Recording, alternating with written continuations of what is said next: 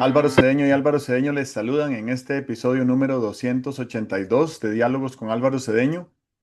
Esta es una conversación intergeneracional que toca temas como desarrollo de talento, acción humana eficaz, espíritu emprendedor y transformación de conflictos. Hoy para conversar sobre el artículo publicado esta semana en la página web alvarocedeno.com titulado La crisis educativa. Papá, ¿cómo estás? ¿Qué tal? ¿Qué tal?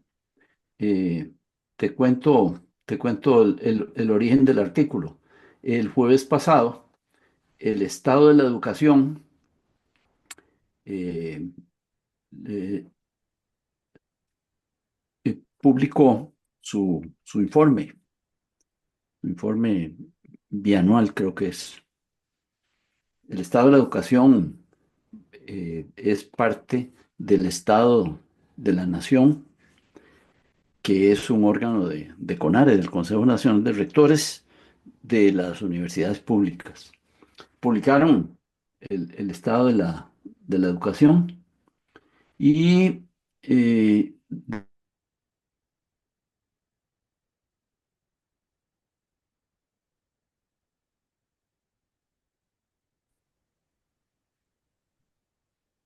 yo estuve viendo algunas noticias presentadas por Delfino, muy bien tratado con un gran esfuerzo de síntesis, de apuntar a lo importante y tal.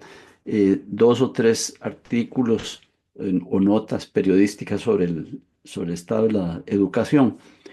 Y estuve pensando en cómo agregarle como algunas sugerencias metodológicas al estado de la educación. Entonces voy a tratar de ver si lo hago de manera sintética e inteligible. El problema de la educación en Costa Rica es un problema complejo. Eso quiere decir que tiene muchas causas y que tiene muchos síntomas y que tiene muchas causas interrelacionadas entre sí. Entonces, uno de los grandes retos es no dejar variables por fuera. Si uno dice, es que el problema de la educación se debe al bajo presupuesto o al presupuesto limitado, se está quedando corto.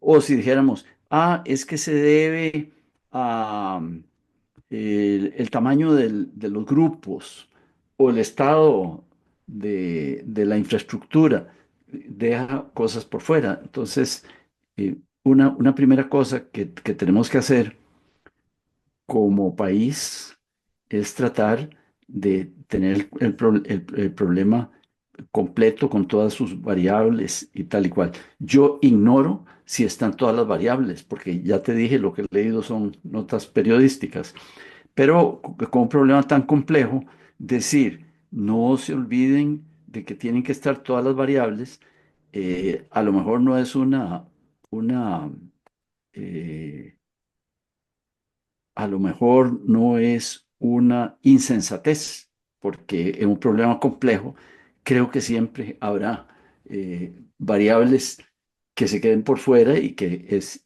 conveniente que se incluyan todas. Eh, una de las cosas metodológicas que anoto es la de que yo tengo la sospecha de que siendo el Ministerio de Educación Pública una entidad tan grande, con tanta gente, con tantos mandos medios, mandos intermedios, consejos, etcétera, debe haber un problema organizacional o al menos una cuestión organizacional importante. Entonces, mi primera, mi segunda recomendación sería, hombre, no tengamos miedo de desconcentrar. A lo mejor lo que haya que hacer es desconcentrar el ministerio y que en vez de tener un solo ministerio, tuviéramos 7 unidades, una por cada provincia, o no sé, 20 unidades según grupos de entidades educativas, etcétera. Pero eso de manejar piramidalmente una cosa que depende del ministro y luego de los viceministros y de los directores de departamento y tal, a mí me resulta sospechoso. para la experiencia costarricense, yo pienso que también algo así ocurre en la Caja Costarricense de Seguro Social. Nosotros no tenemos una gran tradición ni una gran cultura organizacional, así que posiblemente nos enredamos cuando tenemos que manejar esas grandísimas estructuras, ¿verdad? Eso me parece que es un apunte metodológico también importante. La otra cosa es, no asumamos la actitud de todo está mal, ¿verdad? Eh, Pensemos en que ha de haber, por razones puramente estadísticas, ha de haber casos de éxito. Y de hecho, a veces uno conversa con educadores, a veces oímos de experiencias de determinados colegios, escuelas, que son preliminarmente casos de éxito. Ok, recomendación metodológica. Tomemos todos los casos de éxito que podamos, busquémoslos sistemáticamente e integrémoslos a la solución, porque desde luego que pueden quedar integrados a la solución. Mucho más importante que una capacitación dada por finlandeses es el ejemplo seguido por una escuelita en Pérez Celedón que nosotros, el resto de los educadores, la pudieran ver como algo imitable, porque es más fácil pensar que es posible imitar a Pérez Celedón que imitar a Finlandia. La otra cuestión metodológica que me planteo es que, bueno, eso ya algunas personas, algunos pensadores lo han puesto sobre la mesa, es que los contenidos se han hecho enormes. Si todos los días crecen los contenidos a una gran velocidad, de manera que ya no se trata, creo, de decir, no, es que lo que un muchachito de sexto grado tiene que saber son todas estas cosas. Ya no se puede hacer eso porque según las circunstancias, según la mentalidad del muchachito, según su entorno y tal y cual, lo que tiene que saber son cosas diferentes. Y entonces, el tema de los contenidos habría que verlo según algunos criterios. A mí me sirven dos criterios. Uno, que hay unos contenidos andamio que si no pones esos contenidos, no te puedes encaramar para alcanzar otros. Yo los llamo contenidos andamio, deben tener un nombre más formal. Y hay unos contenidos umbral, que este sí es el nombre formal que tienen, que son contenidos que nos ponen en la cercanía de otros. Cuando entendiste un determinado concepto, puedes empezar a mirar hacia otros. Y entonces, con contenidos andamio y umbral deberíamos tenerlos en cuenta. El tema de los contenidos hay que abordarlo, desde luego, en vista de la enormidad de su número. Hay que ser selectivos, habrá que ser selectivos, habrá que dejar cosas por fuera, habrá que hacer el gran esfuerzo de decir, esto se queda por fuera, lo básico es esto, vamos adelante, ¿verdad? Para ser selectivos hay que jerarquizar y, y la jerarquización yo creo que debe tener el criterio ese que mencionaba de que vamos a incluir los conceptos que sirvan para determinar el aprendizaje futuro. La otra cosa es que si va a haber muchas soluciones, eh, el, el, el, el Estado de la Nación señala una hoja de ruta, una hoja de ruta con 15 elementos. Bueno, y estos 15 elementos son, si los ves de una cierta manera, son opciones de solución. Entonces, estas opciones de solución deben ser jerarquizadas también según el costo-beneficio, porque hay cosas que cuesta mucho hacer y rinden pocos resultados y viceversa. Habría que pensar en cuáles son las que rinden más resultados. A eso se le llama aplicar un Pareto, que es una cosa que el cuento es que en todos los problemas o en todos los asuntos, el 20% de las causas o de las variables es el responsable del 80% de los resultados. Bueno, apuntemos a ese 20% de las clavijas que si las tocamos producen el 80% de los resultados. La otra intuición que tengo es de que existe una función de producción. Mira, o varias funciones de producción.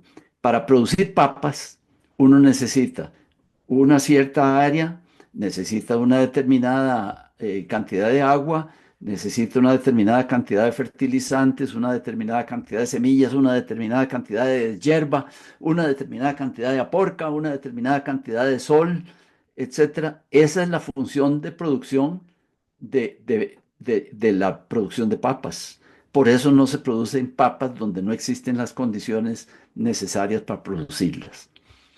Yo pienso que cada aula, y casi diría que cada relación docente-estudiante, tiene una función de producción específica y eso es mi intuición, pero la veo experimentalmente en toda parte. Las maestras no tratan por igual a todos los estudiantes y si trataran por igual a todos los estudiantes lo están haciendo mal, porque resulta que hoy en día la diversidad está tan es una realidad tan compartida que ya no deberíamos ignorar que todos somos diferentes. Todas las maestras son diferentes y todos los estudiantes son diferentes, de manera que la relación maestro-estudiante da para multiplicarla ahí por aquellas permutaciones una cantidad enorme y tenemos que contar con eso, ¿verdad? Con que las funciones de producción son diversas y que tenemos que atender cada una de esas funciones de producción, cada una de esas gestiones que se hacen para que el alumnito produzca las papas que queremos que produzca, tienen que ser diversas, tienen que ser diferentes, tenemos que atender a esa diversidad. La otra cosa que me parece que es muy importante es chequear cuáles son los paradigmas que tenemos. Uy, si el paradigma de la educación es queremos hacer sabios, estamos listos. Y queremos hacer personas sensatas, eso, qué bien. Queremos hacer personas capaces de ser felices. Queremos producir personas que sean buenos miembros de la comunidad. Entonces, tomemos todos los paradigmas, que supongo que son muchos, sobre la educación y estemos conscientes de ellos porque creo que algunos vamos a tener que desecharlos. Por ejemplo, yo creo que si los estudiantes desecharan el paradigma de ahí en la escuela me tienen que enseñar y tuvieran el paradigma de yo voy a la escuela para que me apoyen en mi gestión de aprendizaje, las cosas serían totalmente distintas. Meterse a una gran campaña para salir del bache en que estamos en materia de educación, si antes no pensamos en cosas tan elementales como esa, yo no voy a la escuela a que la maestra me enseñe aunque yo no quiera. El paradigma debería ser yo voy a la escuela porque ahí hay expertos en mi proceso de aprendizaje y voy allí para que me ayuden a gestionar mi propio aprendizaje. Esto que estoy diciendo es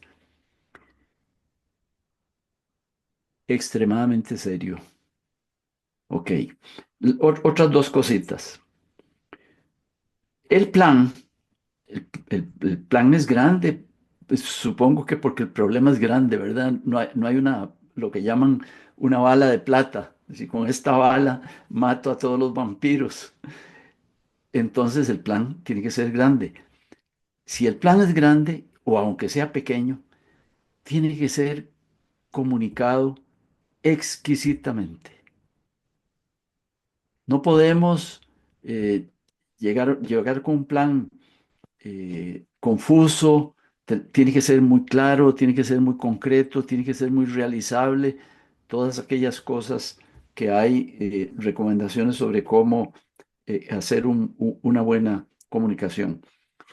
Segundo, en Costa Rica, a 6 meses de las elecciones, 6, 8, no, sí, 6 meses yo creo, 5, de las elecciones, el plan necesita, a más de ser muy convincente, necesita ser protegido, porque le va a llover de tirios y troyanos. Supongo que los que creen que van a ganar dirían, no, no, no, a mí no me embarrialen en la cancha, ya yo sé lo que voy a hacer cuando gane. Y los que creen que van a perder dirán, como me toca hacer oposición, yo jamás votaría por algo que resuelva el problema educativo, porque el problema educativo en los próximos 4 años va a ser una cantera importante de donde puedan salir afiladas las achitas para los otros 4 años, porque me parece que el que está en política piensa de 4 en 4 años, no piensa tal vez no todos. Es muy peligroso que piense de 4 en 4 años y no en los perjuicios que estamos cosechando, que estamos sufriendo por la omisión, por la inacción, en el caso de la educación, muy, muy palpable. La otra cosa que la menciona, yo no sé si la menciona el plan, se la escuché a la directora del programa en un programa televisivo. Esto, si no se concreta en una política pública, pues el impacto va a ser muy reducido. Esto hay que convertirlo en una política pública y en eso tenemos poca experiencia. Yo no sé, tú sabrás cuál fue la última política pública que el país adoptó y cuál fue el proceso por el cual adoptó esa política pública. A lo mejor de ese proceso podríamos obtener cosas. Pues este es mi planteo, ¿cómo le llamaría? Mi metida de cuchara metodológica sobre el 10.º estado de la educación.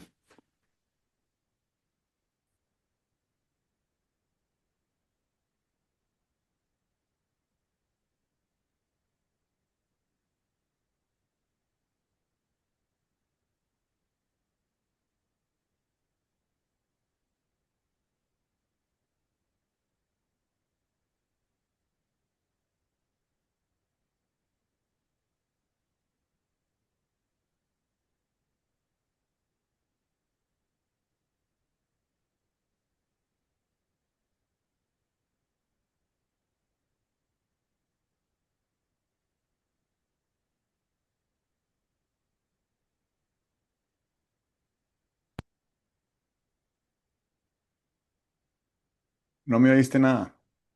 No, Ok, bueno, entonces voy a empezar de nuevo a decir que quiero reaccionar, pero no quiero ser exhaustivo porque en aras de promover el diálogo me gustaría que nuestras ideas fueran y vinieran. No quiero sonar cínico, así que si sueno cínico, no es con esa intención. Y lo digo porque lo primero que quiero decir es que no necesitábamos del 10.º estado de la educación para saber que la educación está en crisis. ¿Por qué tus hijos y mis hijos estudiamos en educación privada? Y porque existía la promesa, por lo menos, y si no la realidad, de que era mejor que la educación pública, al menos a nivel escolar y colegial. Eh, la crisis educativa que sufre este país no empezó en este gobierno, ni empezó en este siglo. Mm, y una crisis es una exquisita oportunidad, ¿verdad? Yo nunca he leído un estado de la educación y seguramente si algún día llego a ser ministro de educación, voy a tener que venir a borrar esto que acabo de decir o ponerme a estudiar los estados de la educación anteriores para saber de qué se tratan. Pero a mí me alienta poco el diagnóstico del pasado.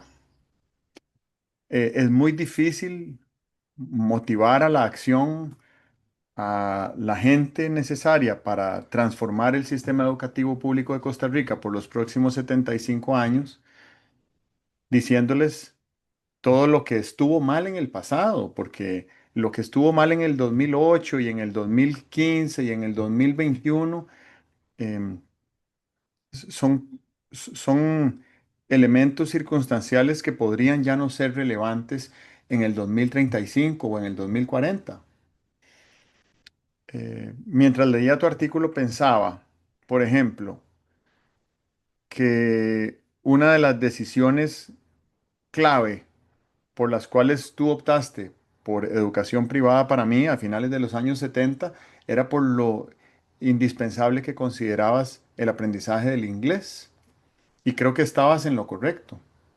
Pero en este momento yo no tomaría una decisión educativa para una de mis hijas en función al aprendizaje del inglés, porque las aplicaciones móviles que tenemos en el bolsillo todos los seres humanos, con la inteligencia artificial que tenemos gratuita en el bolsillo todos los seres humanos, hace que tú puedes ir a China y tener un viaje de 3 semanas productivo, de alto disfrute, de mucha interacción con la sociedad local, sin hablar una sola palabra de su idioma, utilizando una aplicación de traducción.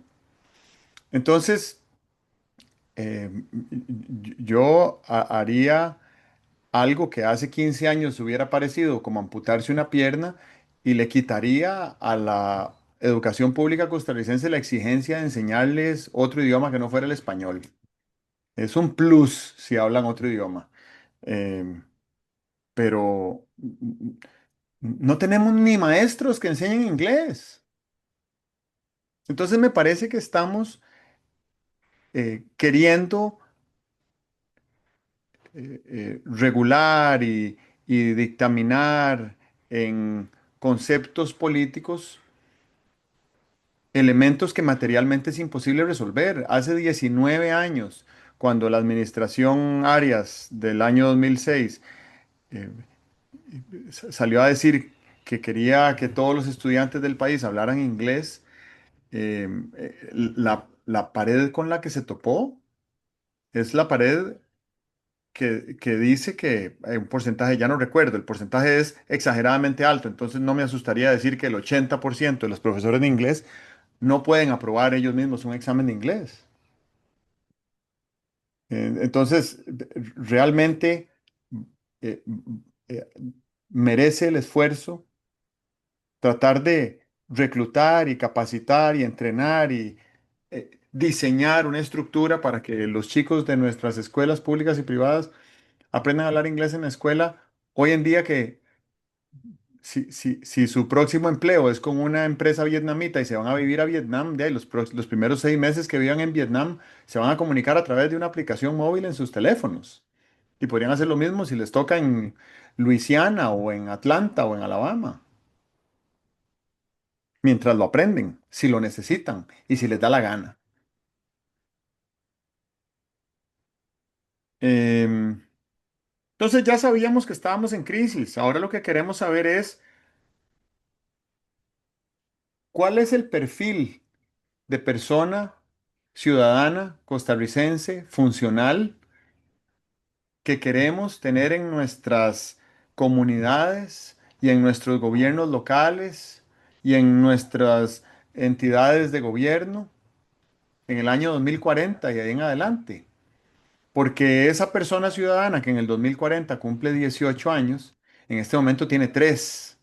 Entonces eh, tenemos que hacer un esfuerzo de diseño de política pública por ese niño de 3 años que está tratando de dejar los pañales.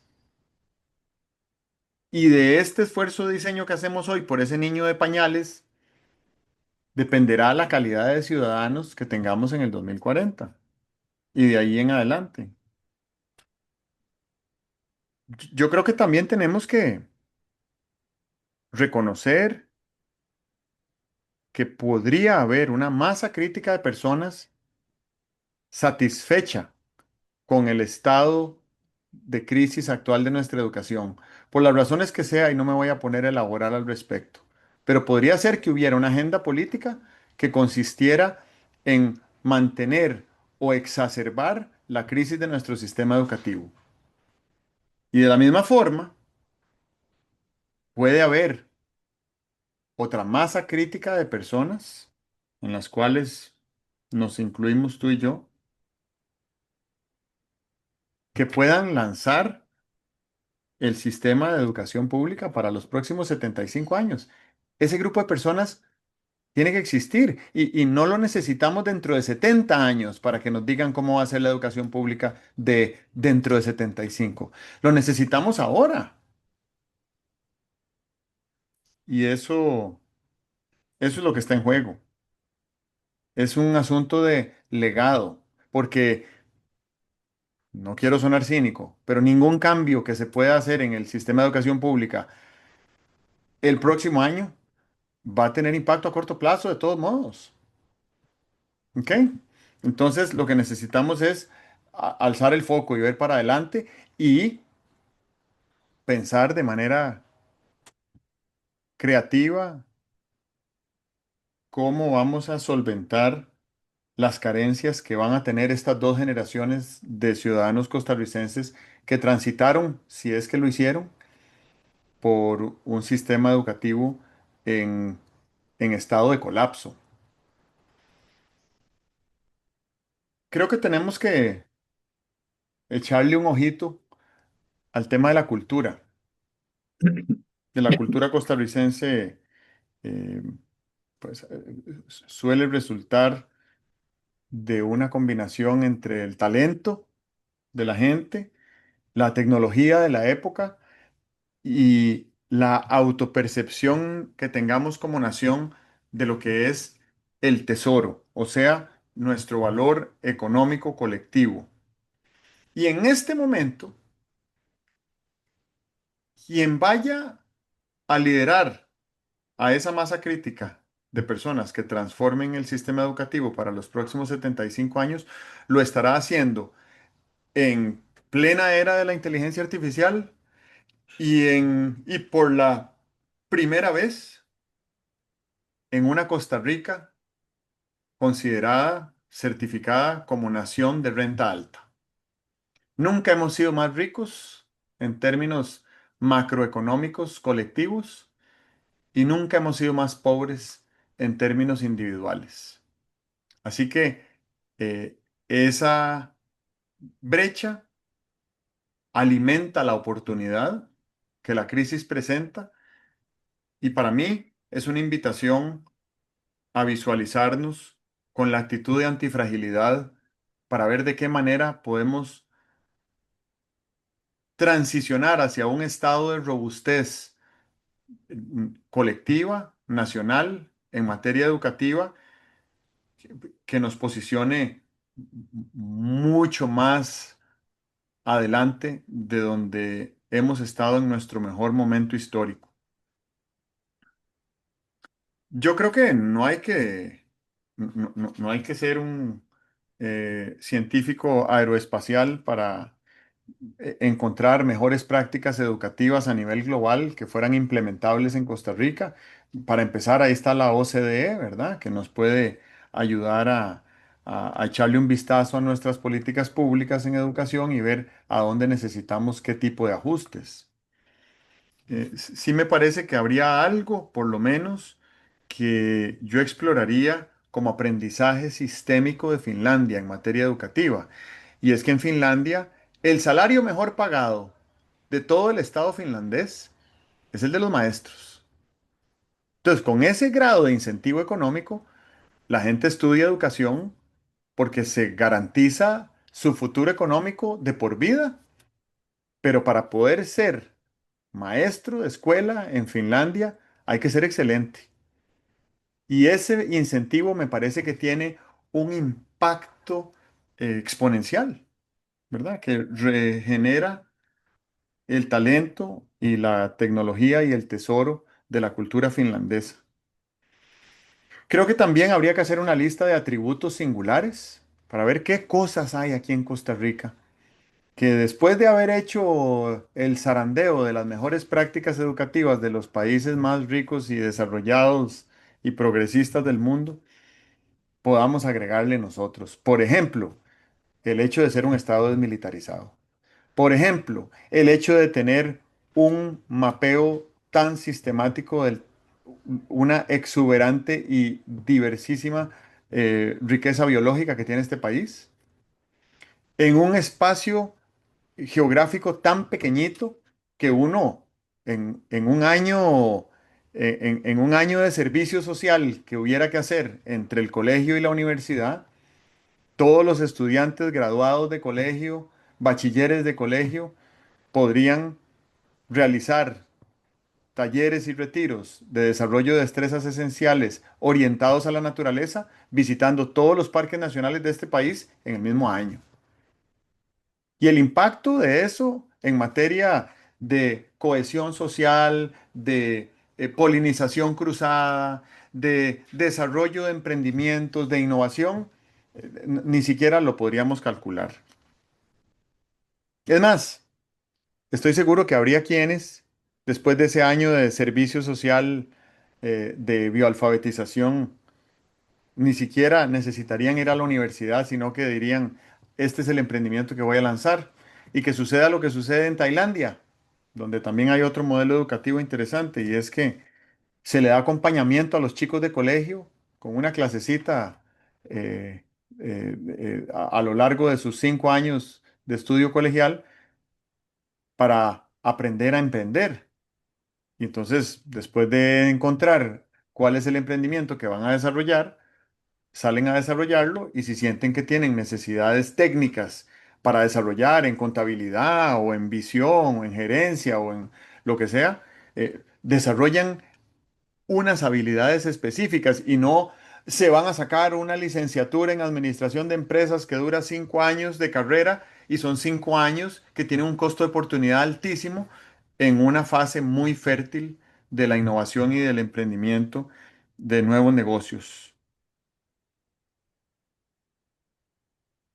Y eh, para terminar por acá, me parece que el diseño de políticas públicas es muy complejo.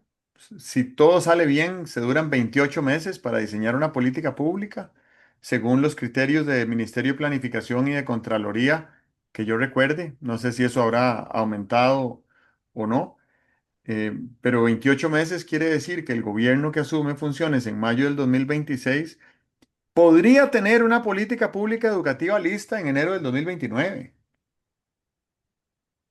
Y no sé, me parece que tener algo para de aquí al 2029 podría ser demasiado tarde. Lo dejamos por acá y ahorita regreso al cierre. Muy bien, veo unos puntos muy valiosos. Hay uno que me gustaría eh, señalar porque me quedó esa duda.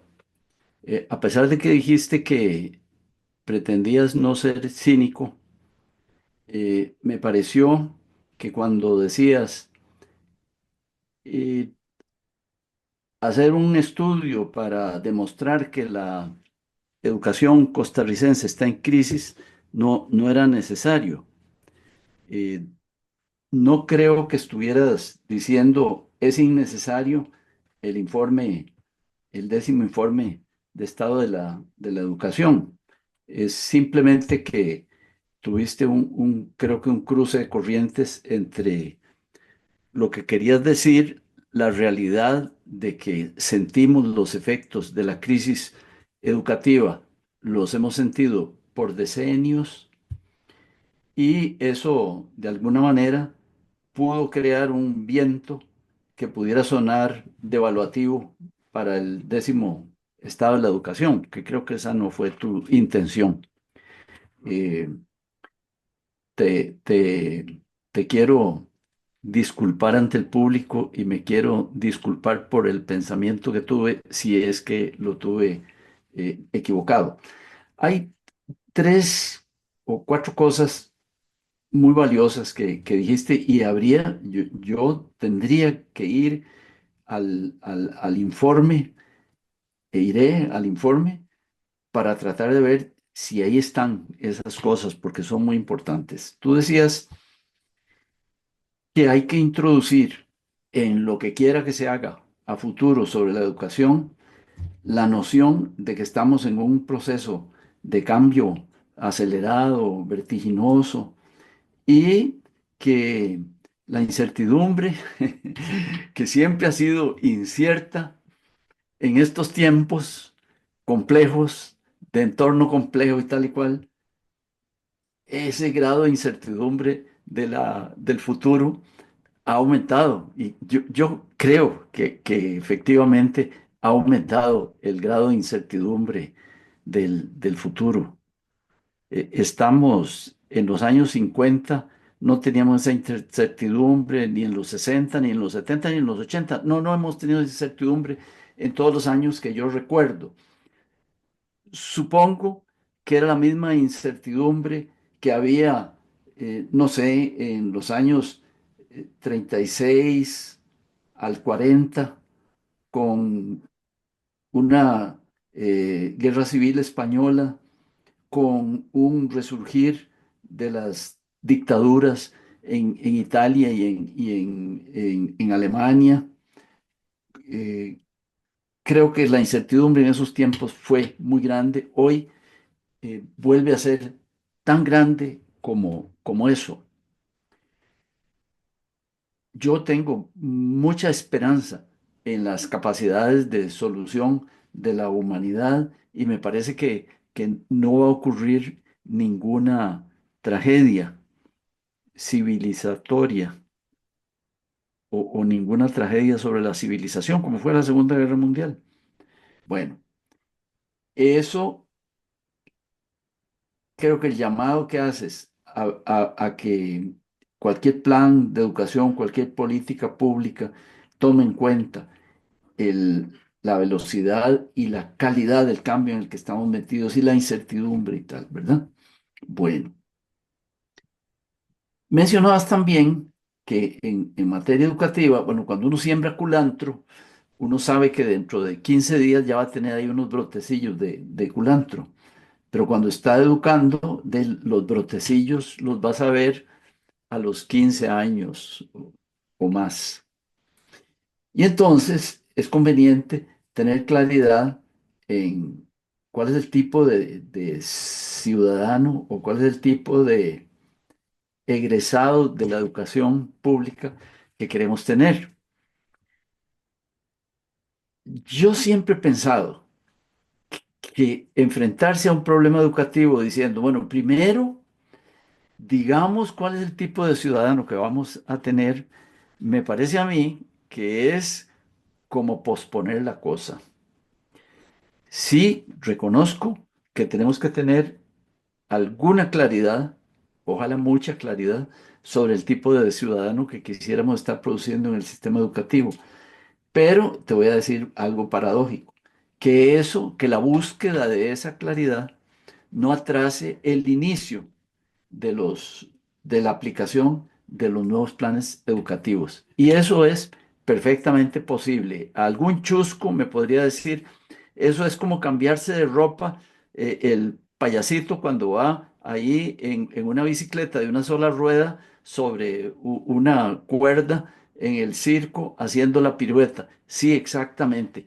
Yo personalmente, con una experiencia muy reducida, he visto situaciones en las cuales el equilibrista va haciendo equilibrio en la bicicleta, en el monociclo, mientras se va cambiando la ropa. Y eso es posible. Todo lo que tendríamos que decidir es que antes de tener con perfección el detalle del ciudadano que queremos tener, vamos a poner en funcionamiento el plan básico de modificación del sistema educativo y de camino vamos a seguir pensando en el ciudadano que queremos tener y si quiere cada año le hacemos un ajuste al plan. ¿Acaso un plan o acaso una política pública se chorrea no se dice chorrea, se deposita en concreto? Entonces, eso queda resuelto de esa manera, me parece. Otros dos elementos muy valiosos que mencionas es el de la cultura. Un sistema educativo no funciona divorciado de la cultura. Mira, una enlatadora de atún puede funcionar divorciada de la cultura. Eh, un equipo de fútbol puede funcionar divorciado de la cultura, pero un sistema educativo no puede funcionar como si la cultura no existiera. Entonces, ese llamado tuyo de tratar de ver cuáles son los elementos de la cultura que apoyan y cuáles son los elementos que se oponen a las mejoras educativas, es importante que lo tengamos claro. Coincide con lo que yo decía de buscar los paradigmas, porque hay unos paradigmas que nos detienen y otros paradigmas que nos podrían acelerar. Y la otra cosa es la invocación a la antifragilidad. Si nos vamos a enfrentar al problema educativo, continuamente vamos a estarnos enfrentando a todo lo que no se hizo, a toda la adversidad que tiene un plan de reforma educativa. Si eso nos va a milanar, si eso nos va a reducir el entusiasmo, mala nota.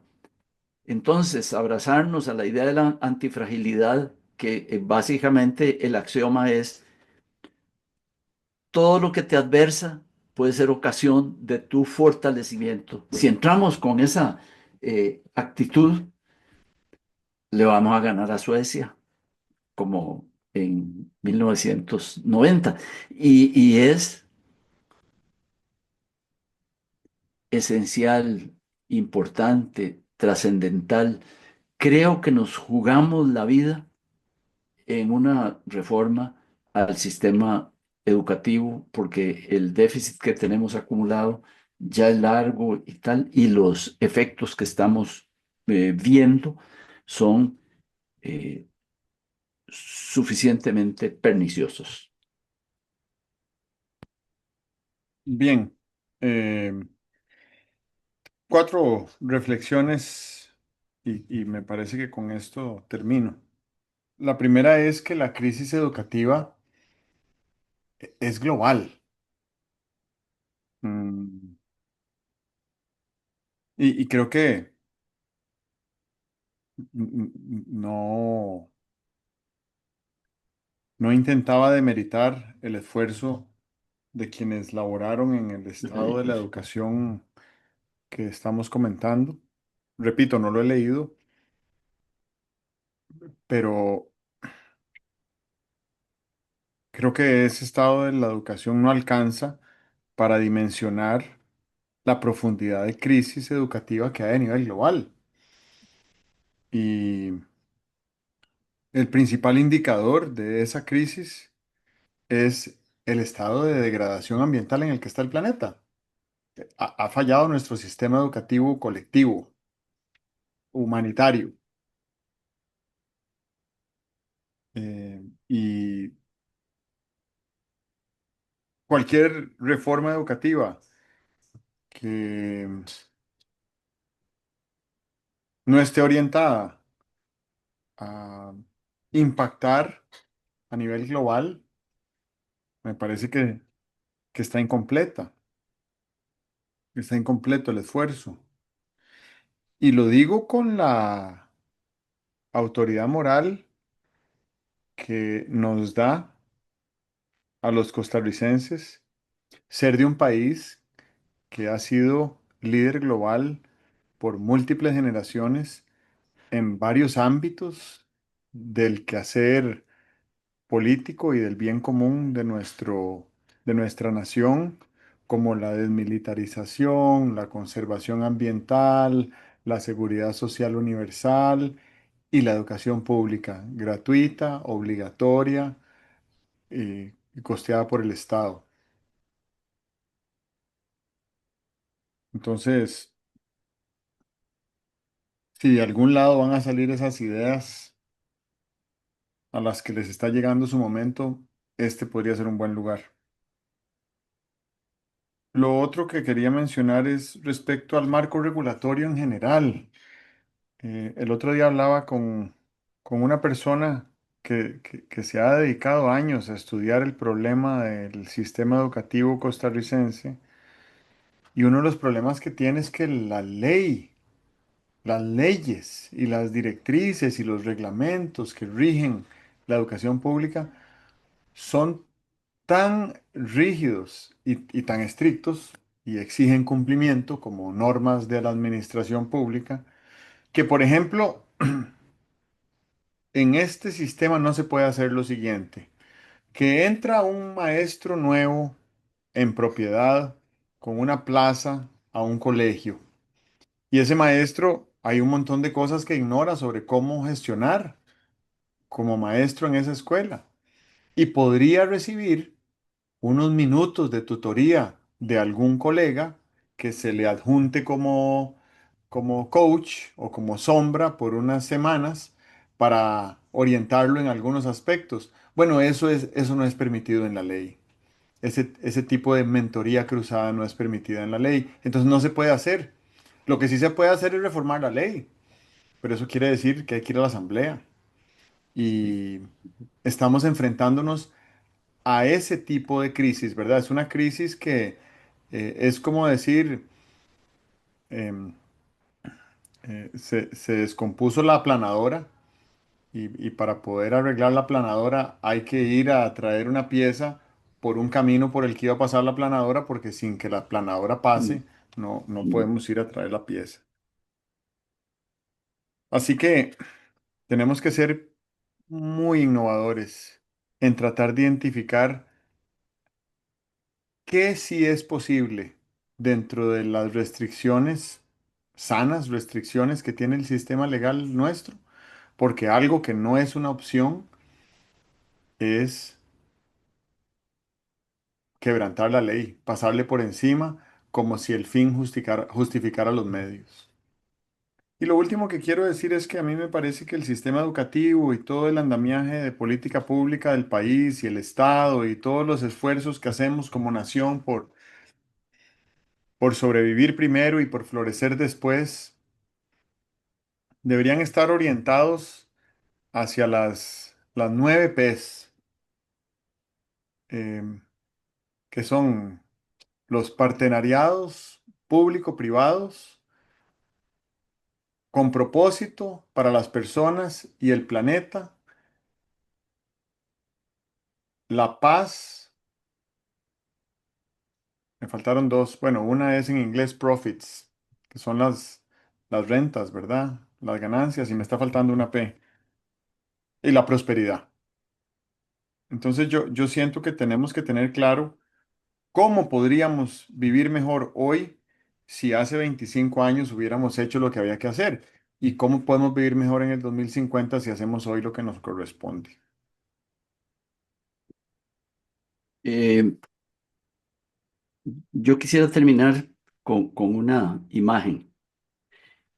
El sistema educativo tiene que llegar a ser atendido en un hospital, pero no quiero que llegue a una sala de espera, quiero que llegue a la sala de emergencias. Y el trabajo que se hace en las salas de emergencias es totalmente distinto al que se hace en las salas de cirugía, en las salas de recuperación, etcétera. En las salas de emergencia se trata de atender primero lo que está causando más riesgo. Supongo que debe haber en el protocolo, que no lo conozco, pero debe haber un protocolo que diga primero atienda los vasos grandes, ¿verdad? Los vasos sanguíneos grandes, porque no tiene futuro el paciente que está en la sala de emergencia y que tiene una hemorragia de una cierta intensidad. Entonces, primero hacemos eso, después otras formas de estabilización y seguimos adelante hasta eh, irle poniendo perfeccionamientos al plan Eh, Desde luego, si mantenemos abierto el compromiso de irlo mejorando en el tiempo, vamos a lograr que eso ocurra. Entonces, con ese ánimo, crisis extrema, hagamos lo que podamos, resolvamos las emergencias y sigamos mejorando sin límite, mejorando sin límite para llegar a ser lo que podemos ser en materia educativa. Fíjate que si este país no se logra distinguir en un mejoramiento del cambio educativo, estamos negando nuestra historia, porque creo que ese fue uno de los rasgos distintivos más sensacionales que hemos tenido hasta hace muy pocos años. Así que ánimo, educadores, familiares, estudiantes, expertos, políticos, diputados, ejecutivos públicos, ánimo, que, como dicen en el campo, precisa. Eso es, esto lo sacamos entre todos. Muchas gracias. Muy bien, muy Que bien. estés bien. Bueno, tú también. Gracias, chao.